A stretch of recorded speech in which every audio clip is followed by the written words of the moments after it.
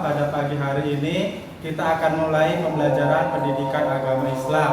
Untuk pelajaran pagi hari ini kita akan membahas mengenai Asmaul Husna. Mungkin anak-anak sudah tahu apa itu arti Asmaul Husna. Asmaul Husna berarti nama-nama yang baik bagi Allah. Pada siang hari ini atau pagi hari ini kita akan membahas 4 Asmaul Husna. Di antaranya yang pertama yaitu Al-Mumit. Apa itu Al-Mumit? Nah, di sini sudah ada cerita mengenai Al-Mumit. Nah, nanti anak-anak bisa membacanya.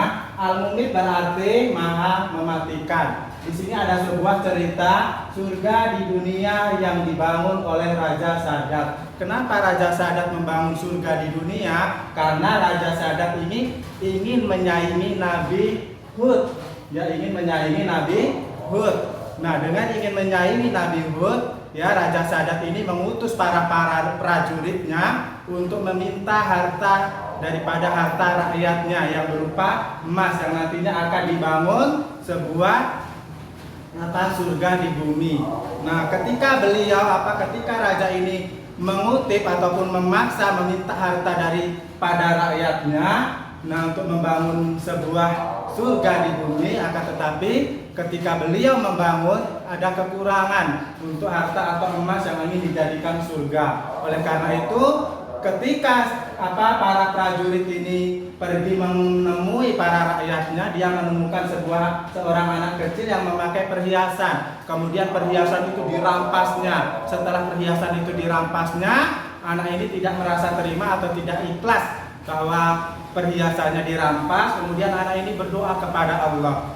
Nah, kemudian setelah anak ini berdoa, doanya diijabah oleh Allah Subhanahu wa Ta'ala. Allah memerintahkan malaikat Jibril untuk memekik para prajurit ini, sehingga para prajurit ini meninggal dunia. Itulah yang disebut dengan Al-Mumit. Allah mengendaki atau Allah memiliki Maha Mematikan. Kapan saja kematian itu bisa datang dan kapan saja kematian itu bisa menjemput kita. Oke, ini untuk yang pertama. Kemudian yang kedua yaitu mengenai Al-Hayyu. Anak-anak pasti sudah tahu apa itu arti Al-Hayyu.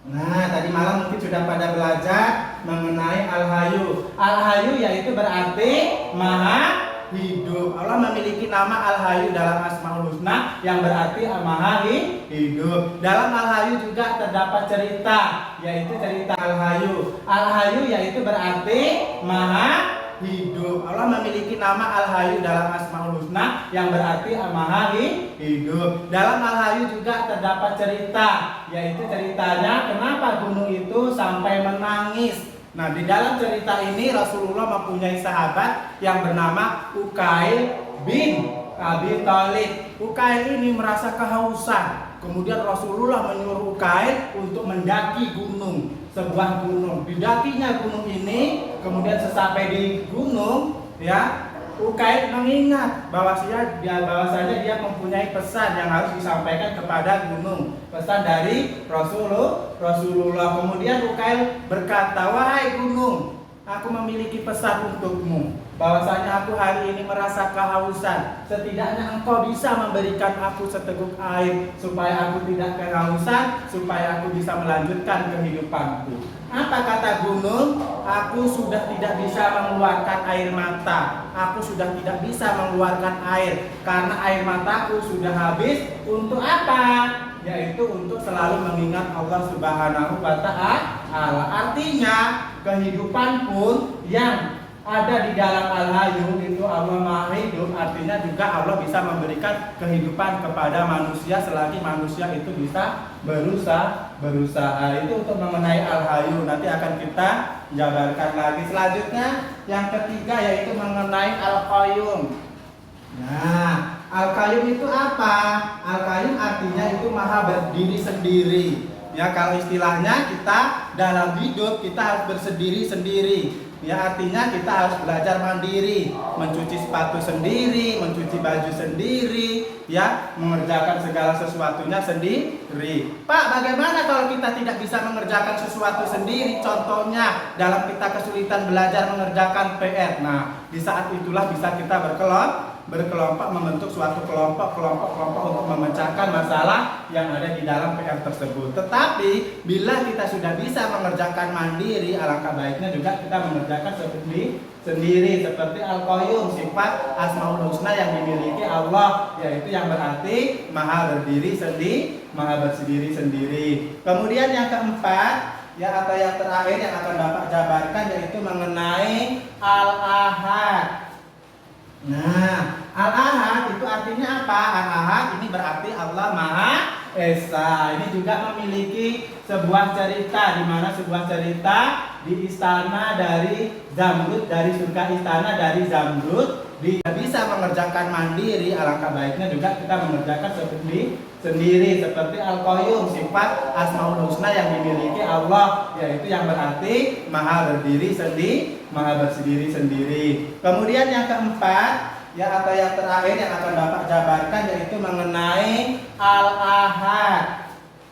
Nah, Al-Ahad itu artinya apa? Al-Ahad ini berarti Allah Maha Esa. Ini juga memiliki sebuah cerita, di mana sebuah cerita di istana dari Zamrud, dari surga istana dari Zamrud di surga.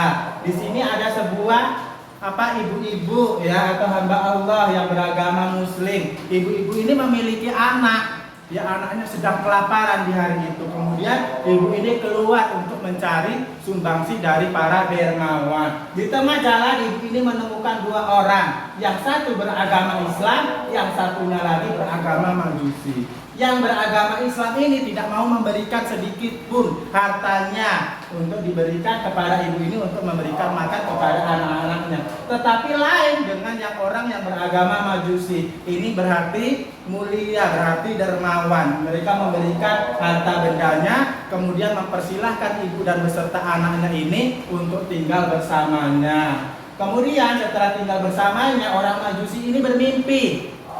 Ya, di dalam memimpinya bahwasanya istana ya dari Zamrud, yaitu istana hijau, itu diperuntukkan orang-orang Muslim.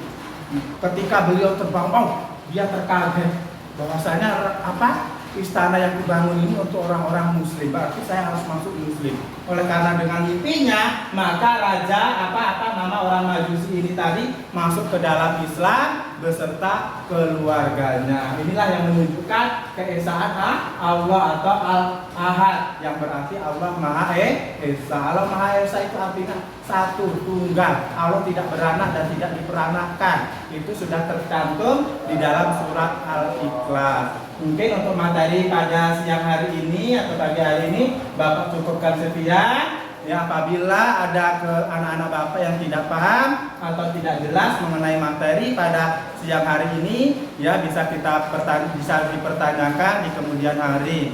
Mungkin cukup sekian dari Bapak, kurang dan lebihnya Bapak mohon maaf. Idza wajatum khata wal gulata saat lupu afan minkum jami'an. Kita tutup dengan doa penutup majelis. Subhanaka wa bihamdika asyhadu an la ilaha illa anta astaghfiruka wa atubu ilaik. Wassalamualaikum warahmatullahi wabarakatuh.